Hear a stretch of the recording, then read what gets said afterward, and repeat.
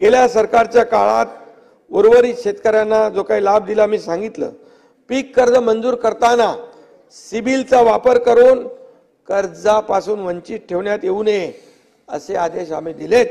अनिलराव ऐका, आणि प्रसंगी संबंधित बँकांवर FIR नोंदवून कार्यवाही करण्याचा देखील निर्णय सरकारने घेतलेला आहे. महाराष्ट्र दुष्काळमुक्त करण्यासाठी नदी जोड प्रकल्पांना वेग देणं, नदी जोड दमणगंगा पिंजाळ यासाठी 508 कोटी, कोकण गोदावरी खोरे 6665 कोटी, कोकण तापी खोरे 6277 कोटी, वैनगंगा नळगंगा याचं देखील आपण मोठं काम करतोय आणि त्यासाठी देखील ही योजना सरकार राबवणार आहे. आणि तापी महाकाय पुनर्भरण 19,243 कोटी अशा योजना अध्यक्ष महोदय आपले सरकार राबवत आहे. आणि म्हणून यामध्ये वैनगंगा नळगंगा नदी जोड प्रकल्प नागपूर, वर्धा, अमरावती, यवतमाळ, अकोला, बुलढाणा या जिल्ह्यातल्या 3,71,277 हेक्टर क्षेत्रास याचा सिंचनाचा लाभ होणार आहे. एवढं सांगण्याचं कारण काही लोकांनी असे प्रश्न विचारलेले आहेत. मराठवाड्यात 11 जलसंपदा प्रकल्पांना मान्यता दिली आहे. 13,677 कोटींचा सुधारित वाढीव खर्च देखील मंजूर आपण केलेला आहे. अध्यक्ष महोदय, पश्चिमी नदी वाहिनी नद्यांचे समुद्रात जाणारे पाणी गोदावरी खोऱ्यात वळविण्याचा देखील आपण निर्णय घेतला आहे. त्यामध्ये पाणी वळवण्याची 14,040 कोटींची योजना आपण राबवतोय. कोकणातलं सिंचन वाढवण्यासाठी समुद्रात वाहून जाणारं पाणी 67 TMC बंधारे घालून जे काय उपाययोजना करून त्या ठिकाणी कोकणातला सिंचनाचा अनुशेष भरून काढण्याचा निर्णय देखील आपला सरकार घेत आहे. आणि म्हणून मी आपल्याला सांगतो, जलयुक्त शिवार योजना, देवेंद्रजी मुख्यमंत्री होते तेव्हा जलयुक्त शिवार योजना एक शेतकऱ्यांना वरदान ठरणारा निर्णय होता. तो आपल्या काळामध्ये बंद केला, त्याची चौकशी सुरू केली. मिळालं काय? खोदापाड निकला चुवा. आणि शेतकऱ्यांना हिताचा निर्णय आपण रद्द केला. पण आपलं सरकार आमचं महायुतीचं आल्यानंतर ते पुन्हा चालू केलं. आता दुसरा टप्पा 5,548 गावामध्ये सुरू केलेला आहे. 5,548. मागील सरकारच्या काळात जलसंपदा प्रकल्प जवळपास मृत झाले होते.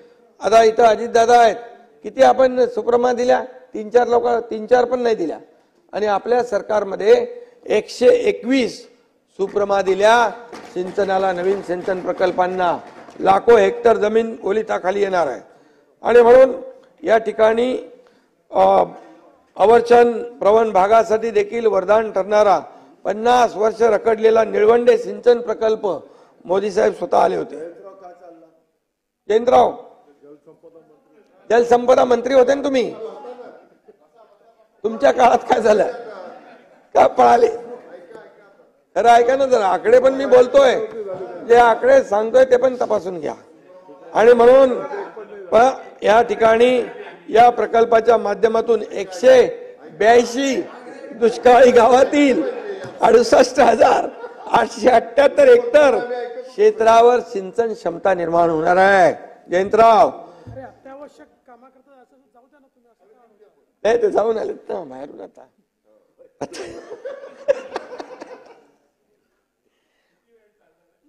5 मिनिटं. मराठवाडा लवकर, तुमच्यासाठी लवकर संपवतो. मराठवाडा वॉटर ग्रीड सर्व 8 जिल्ह्यातील 1250 गावांना जल जीवन मिशन मध्ये घेतलाय जयंतराव.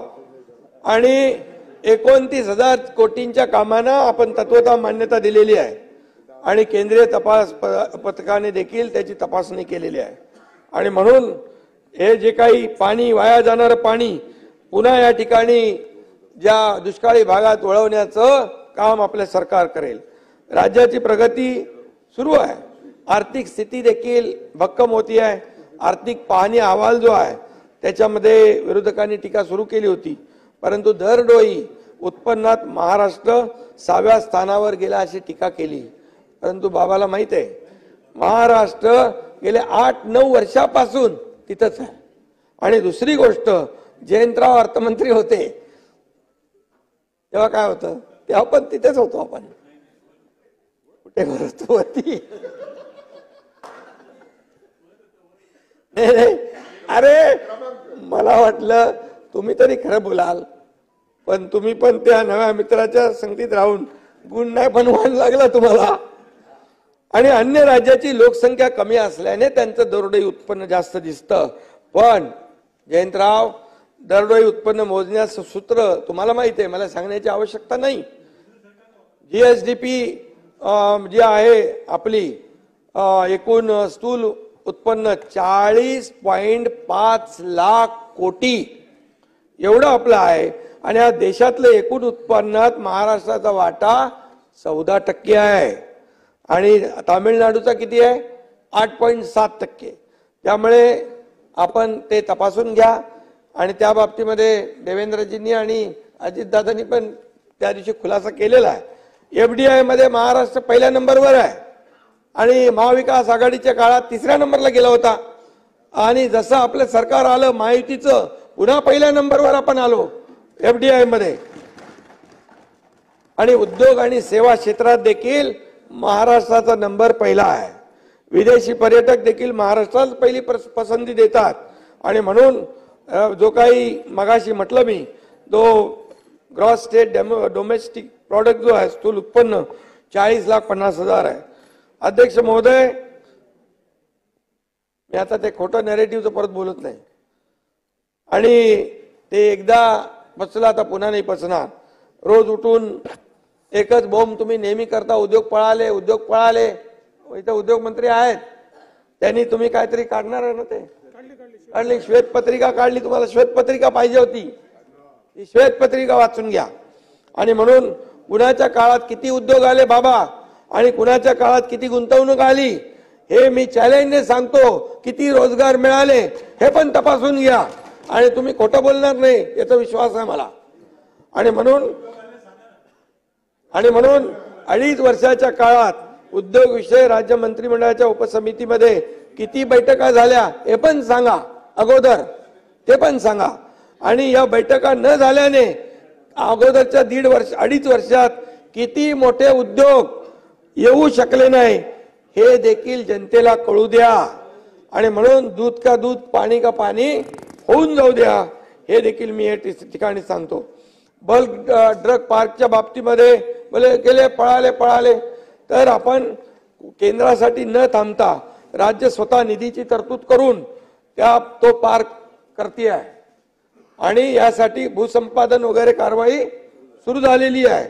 टाटा एअर बस बाबत काही जागा मागणारा कोणताही पत्रव्यवहार आपल्याकडे झालेला नाही. त्यामुळे असे हवेत विमानं उडवणं बंद करा आणि त्याचे खुलासा तुम्ही लगेच तातडीने करत जा उद्योग मंत्री म्हणून. सॅफ्रॉनचा प्रकल्प तेलंगणामध्ये गेला अशी अफवा विरोधक जोरात पसरवत होते. पण खरं म्हणजे कुठलाच पत्रव्यवहार केंद्रीय संरक्षण विभागाचा झालेला नाही. आणि कुठल्याही याच्यामध्ये त्यांनी हैदराबादच्या बरोबर काही चर्चा केली असेल, पण आपला काय हैदराबादमध्ये सुरू होता, त्याला महाराष्ट्राचा संबंध लगेच त्याला जोडायचा. जयंतराव काय चाललंय हे? आणि म्हणून त्यांना पटत नाही, पण ते बोलायला पटत नसलं तरी बोलायला लागतं. विरोधकांनी खरं म्हणजे आपल्याच राज्याची अशा प्रकारची बदनामी थांबवली पाहिजे.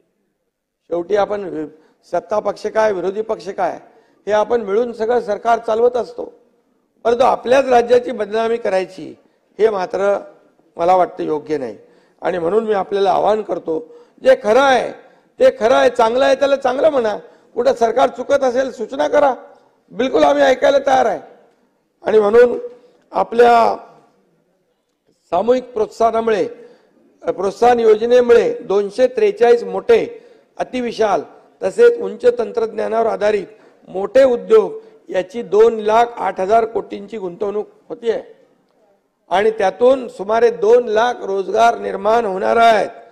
आणि हे युती सरकारच्या काळात पहिल्या वर्षी 1,18,000 आणि दुसऱ्या वर्षी 1,25,000 कोटीची गुंतवणूक राज्यामध्ये झाली आहे. आज महाराष्ट्र मगाशी म्हटल्याप्रमाणे एफडीआय मध्ये एक नंबरला आहे आणि देशात झालेल्या एकूण गुंतवणुकीपैकी पृथ्वीराज बाबा 30% गुंतवणूक केवळ फक्त महाराष्ट्रामध्ये आहे.